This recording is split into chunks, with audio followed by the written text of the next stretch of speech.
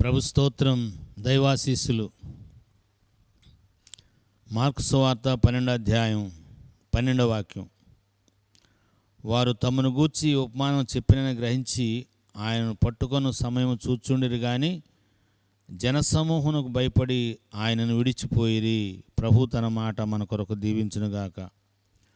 వారు తమను గూర్చి ఉపమానం చెప్పినని గ్రహించి ఆయనను పట్టుకొన్న సమయం చూచుచుండిరి. దేవుని యొక్క మందిరం మనం వెళ్ళాము, లేక ఎక్కడైనా సువార్త జరుగుతుంటే అక్కడికి వెళ్ళాము, లేదంటే టీవీలో వాక్యం వస్తుంటే విన్నాం. అది మన గురించే చెప్పబడిందని మనకు అర్థమైంది. అప్పుడు ఏం చేయాలి? అవును ప్రభువా, ఈ దైవజనుల ద్వారా నాతో మాట్లాడేవయ్యా, మీకు స్తోత్రం నాయనా, నన్ను కడిగేవయ్యా, నన్ను హెచ్చరించేవయ్యా, నాకు బుద్ధి చెప్పేవయ్యా, నన్ను బాగు చేసేవయ్యా, స్తోత్రం అని స్తుతించాలి. ఇక్కడ ఈ దొరగారులు అంటే శాస్త్రులు, పరిసయ్యులు, ప్రధాన యాజకులు, పెద్దలు వారిని గురించే చెప్పినట్టుగా వారికి అర్థమైంది. దేవుని యొక్క మాటను అర్థం చేసుకునే గ్రహింపు ఉంది. దేవుని యొక్క వాక్యం ఆయన హృదయంలో పనిచేసింది. యేసయ్య మాట్లాడుతుంటే వాళ్ళకి అర్థమైంది కానీ ఏమంటున్నారు? మమ్మను గురించే వాళ్ళ గురించి చెప్పాడని గ్రహించారు, గ్రహింపు అయింది. కానీ తర్వాత వాళ్ళ రెస్పాన్స్ ఏంటంటే, వాళ్ళ గురించే చెప్పాడు కనుక ఆయన్ని పట్టుకోవాలి, మా గురించి చెప్పేంత గొప్పోడు నువ్వు, నీ సంగతి మేము తేలుస్తాం, నిన్ను వదిలిపెట్టం. చూసారా, మందిరంలో సేవకురాలు కానీ సేవకుడు కానీ వాక్యం చెప్పేవాళ్ళు ఎవరైనా మనతో మాట్లాడేటప్పుడు మన గురించి చెప్పాడని గుర్తుపెట్టుకుని మనం కౌంటర్ ఇచ్చామనుకోండి, వాళ్ళలాంటి వాళ్ళమే మనం కూడా. విధేయత చూపించామనుకోండి, దేవుని చేత దీవించబడతాం. దేవుని చే దీవించబడటమా, దేవుని బిడ్డలుగా మార్చబడటమా, దేవుని మాట గ్రహించి కూడా దేవునికి వ్యతిరేకంగా తిరుగుబాటు చేసి మరలా కౌంటర్ చేయాలని సాతాను బిడ్డలుగా మారదామా? నిర్ణయం మందే, రెస్పాన్స్ మందే. గ్రహించాం, విధేయత చూపి పశ్చాత్తాపడ్డామా, వెల్ అండ్ గుడ్, దేవుని పిల్లలం అయిపోతాం. కౌంటర్ వేసి పగ తీర్చుకోవాలనుకుంటున్నామా, సాతాను పిల్లలం అయిపోతాం. ఒకే సిచ్యువేషన్, ఒకే సందర్భం. దేవుని పిల్లలు అవటం అనేది మన చేతుల్లో ఉంది, దెయ్యం పిల్లలు అవటం అనేది మన చేతుల్లో ఉంది. వాళ్ళు కౌంటర్ వేయాలని చూస్తున్నారు. మా గురించి చెప్తావా? మరి వాక్యం ఎవరి గురించి చెప్తున్నావు? మందిరానికి వచ్చావంటే నీ వాక్యం ఎవరి గురించి చెప్తున్నావు? మీకేగా చెప్పేది, బయట వాళ్ళకి కాదు, ఇక్కడ లేని వాళ్ళకి కాదుగా. మరి మన కోసం చెప్పక ఎవరి కోసం చెబుతారు? అంటే తిరుగుబాటు చేసే మనసు ఉంది. దేవుడు ఎంత చెప్పినా కానీ వినని మనస్సు. అది ఎవరి మనసు అంటే సాక్షాత్తుగా లూసిఫర్ మనస్సు.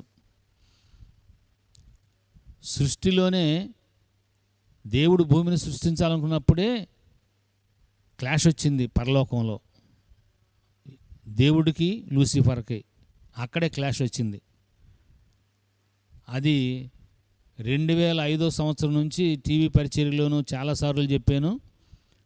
ఇప్పటికీ 2005 నుంచి 2024 వరకు కూడా సుమారుగా ఎప్పుడన్నా చెప్పని ఒక 10 సంవత్సరాలు ప్రభుదయలో టీవీ పరిచర్య జరిగింది.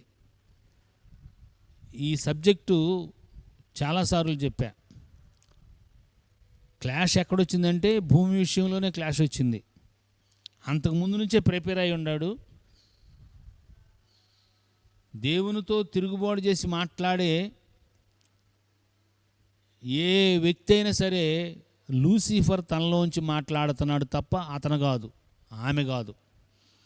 నేను దేవుని మాటకు వ్యతిరేకంగా మాట్లాడుతున్నానంటే ఖచ్చితంగా నాలో లూసిఫర్ ఉండి మాట్లాడుతున్నాడు, నన్ను సాధనంగా వాడుకుంటున్నాడు. ఇది అర్థమై మనం పశ్చాత్తాపడాలి. దేవునికి వ్యతిరేకంగా ఏ విషయంలో మాట్లాడినా, మనసులో కూడా దేవునికి వ్యతిరేకంగా ఆలోచన చేసిన యోధా ఇస్కరియోతులో ఆలోచన పుట్టించాడంట, ఏమని? అప్పగించాలని. మనలో కూడా అనేకమైన ఆలోచనలు పుట్టిస్తాడు. అది గమనించుకుని పక్కకు రావాలి. ఎప్పుడైతే అలా పక్కకు రామో దెబ్బతింటాం. ఇక్కడ వారి కోసమే చెప్పినట్టుగా అర్థమైంది, కానీ నిజమేనయ్యా నన్ను క్షమించు అని అనలేకపోయారు. జీవితం మారిపోయేది రెప్పపాటులోనే. నిజమే ప్రభువా, మీరు చెప్పింది నిజమే, మమ్మల్ని క్షమించు, యేసయ్య బిడ్డలు అయిపోయేవాళ్ళు. కానీ వీళ్ళు ఏంటి? టార్గెట్ పట్టుకోవాలి, యేసయ్యని పట్టుకోవాలి, చంపాలి. ఎందుకంటే వాళ్ళ గురించి చెప్పాడుగా. పగబడతారు. పగబట్టే తత్వం ఆది నుంచి ఆడు హంతకుడు, అబద్ధీకుడు, నాశనం చేసేవాడు.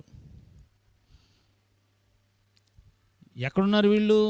యేసయ్య దగ్గరే ఉన్నారు. ఎవరు సృష్టించారో ఆ సృష్టికర్త దగ్గరే వాళ్ళు ఉన్నారు.